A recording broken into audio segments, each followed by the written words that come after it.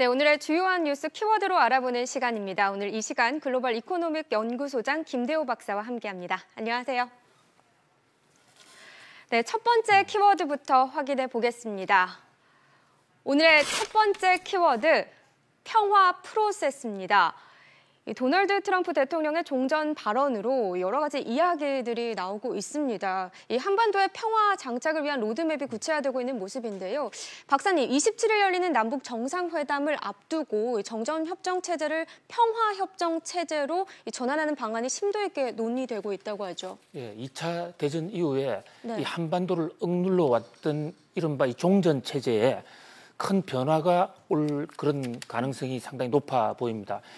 어저께 트럼프 대통령이 아베 일본 총리를 만난 자리에서 한국의 남한과 북한이, 한국과 북한이 네.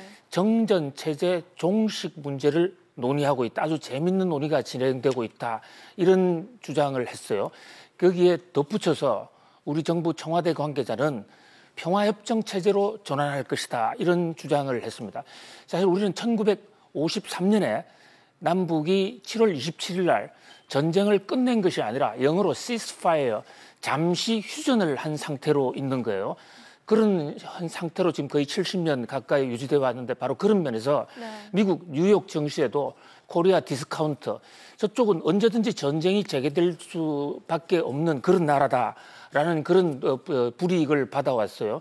근데 이것이 서로가 이제 정전 선언을 하고 평화 체제로 가면 정말로 평화의 한국으로, 평화의 한반도로 거듭난다. 그런 면에서 상당히 세계가 지금 주목하고 있습니다. 그러나 과연 그렇게 될까에 관한 회의적인 시각도 많습니다. 우선 북한이 비핵화나 군사적 위협을 가하지 않는다는 그런 확고한 불가역적인 조처를 하지 않는 한 주한 미군의 철수 문제가 제기될 수 있는 이 평화협정을 체결하게 되면 전쟁을 전제로 와 있는 한국에 있는 유엔군, 이른바 주한 미군이 떠나야 되는 이런 문제가 있어요. 그동안에도 우리가 평화협정을 반대했던 많은 이 전문가들이 반대했던 이유도 바로 여기에 있는데 그까지 과연 갈 수 있을 것인지. 아무튼 4월 27일의 이 남북 정상회담 또 곧 이어 있을 5말 6초의 북미 정상회담이 세계사를 바꿀 세계적인 이벤트로 주목을 받고 있습니다. 네, 종전선언과 함께 평화협정 체제가 시작되면 남북 관계는 지금까지와는 전혀 다른 새로운 국면으로 들어갈 것으로 보이는데요. 관련국들의 협의가 또 필요한 만큼 귀추가 주목됩니다. 이어서 두 번째 뉴스 키워드로 알아보겠습니다. 김 박사의 두 번째 키워드, 네, 경인선입니다. 경제도 사람이 먼저다. 이 드루킹이 주도한 문 대통령 지지 온 오프라인 단체명이 이 경인선이라고 하죠. 저는 어젯밤까지도 경인선은 서울과 인천을 연결하는 네. 철도다 이렇게 알고 있었습니다. 네. 사실 우리나라 최초의 철도가 경인선이에요. 1899년 노량진과 제물포를 통과했고 이듬해 1900년에 네. 이 제물포와 지금 이화여고 자리, 그게 옛날에 서울역 자리였거든요. 네, 맞습니다. 이화여고 자리를 연결하는 이제 경인선이 개척이 됐는데 일본 자본으로 만들어진 최초의 선입니다. 그래서 어저께 동영상이 김정숙 문재인 대통령 영부인께서 네. 경인선으로 가자는 동영상이 어저께 드루킹 사이트에 올라왔어요. 그래서 인천 가자는 얘기인 줄 알았더니 이게 아니라 경제도 사람이 먼저다라는 이 글을 파자를 해서 만든 네. 사실 인터넷 단체의 이름이었어요. 드루킹이라는 지금 일파만파 이 댓글 파문을 일으키고 있는 김 씨가 만들었던 선거 때 행동대 사이트 이름이 경인선이다 이런데 여기서 김정숙 여사가 그 길을 가자라는 것이 동영상에 올라왔단 말이죠. 이것은 드루킹과 김정숙 영부인 간의 아주 긴밀한 관계를 보여주는 그런 시그널, 그런 하나의 상징적 사건으로 해서 상당히 일파만파예요. 그동안 청와대에서는 드루킹은 외부의 정치 공작대에 불과하다라고 주장을 해왔는데 영부인까지도 잘 알고 있었다라는 그런 면에서 네. 사건이 새 국면을 맞을 수 있다 이렇게 볼 수 있어요. 특히 지금 이번 드루킹 사건의 최대 피해자라고 주장하는 분이 안철수 지금 서울시장 후보입니다. 네. 안철수 전 의원은 바로 이 경인선에서 자신을 이 갑철수 또는 MB 아바타 이런 것으로 만들어냈다. 그래서 지금 본격적으로 대응을 하고 있는데요. 바로 지난번 선거 끝나고 나서도 민주당이 이 드루킹을 빼달라, 이 고소 고발 명단에서 빼달라고 요구했다는 얘기까지 나와서 네. 지금 이 문제가 어디로 튈지 선거를 앞둔 목전에 굉장히 주목되고 있습니다.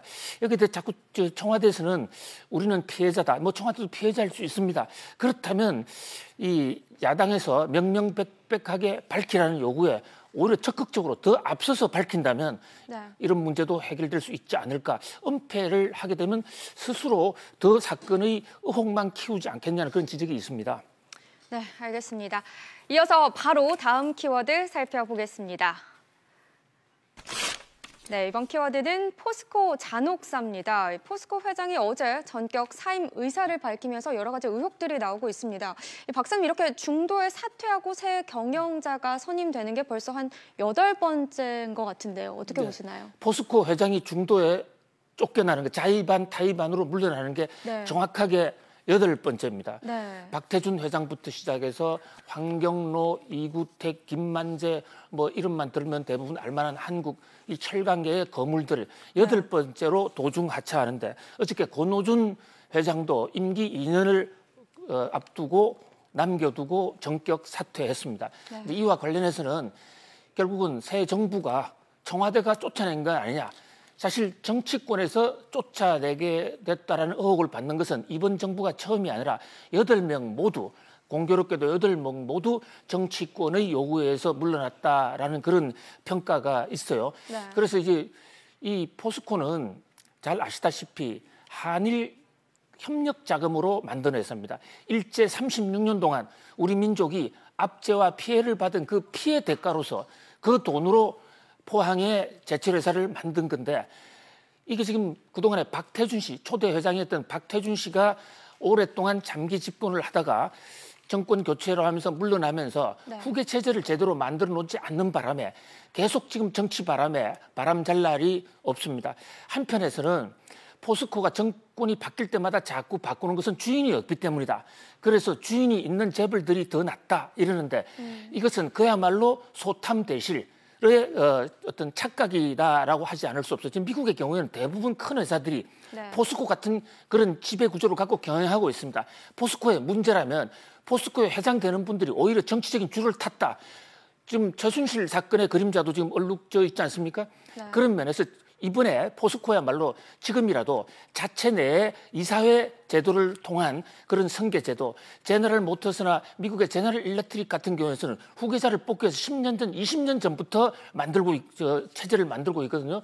그런 어떤 재벌 문화가 성숙되지 않으면 이 사건은 계속 생길 것이다. 포스코 잔혹사는 네. 바로 그것이 대한민국 재계의 잔혹사이고 이것이야말로 바로 코리아 디스카운트를 가져오는 핵심 요인이 아니겠느냐. 그런 면에서 이번 사건을 정말 교훈으로 삼아서 네. 이 우리나라 지배 구조를 다시 한번 연구하는 그런 어떤 그 기회가 됐으면 합니다. 네, 포스코 국내 1위, 세계 5위인 기업입니다. 해외에서는 이러한 포스코의 잔혹사를 어떻게 평가할지 걱정이 됩니다. 네, 4번째 키워드 바로 확인해 보겠습니다. 김 박사의 키워드 4번째. 네, 갑질 모전 여전입니다.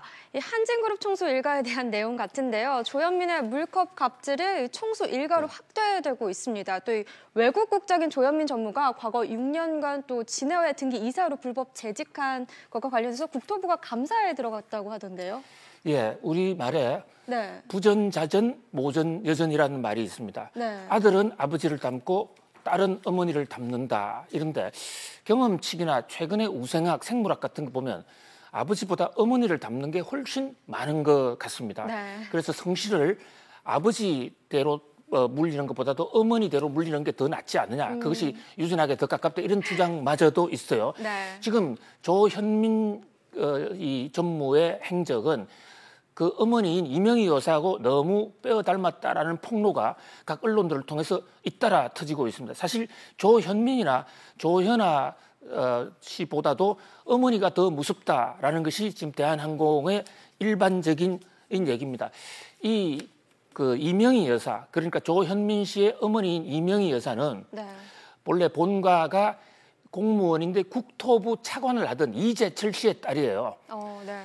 이 항공사라는 거 사실 정부의 라이선스로 움직이는 것도 그래서 국적사라는 얘기도 나오는데 사실 조양호 회장이 이명희 여사하고 결혼했을 때 대표적인 정경유착이다. 권력기관과 재벌이 합치는 그런 정략 결혼이다 비판이 많았습니다.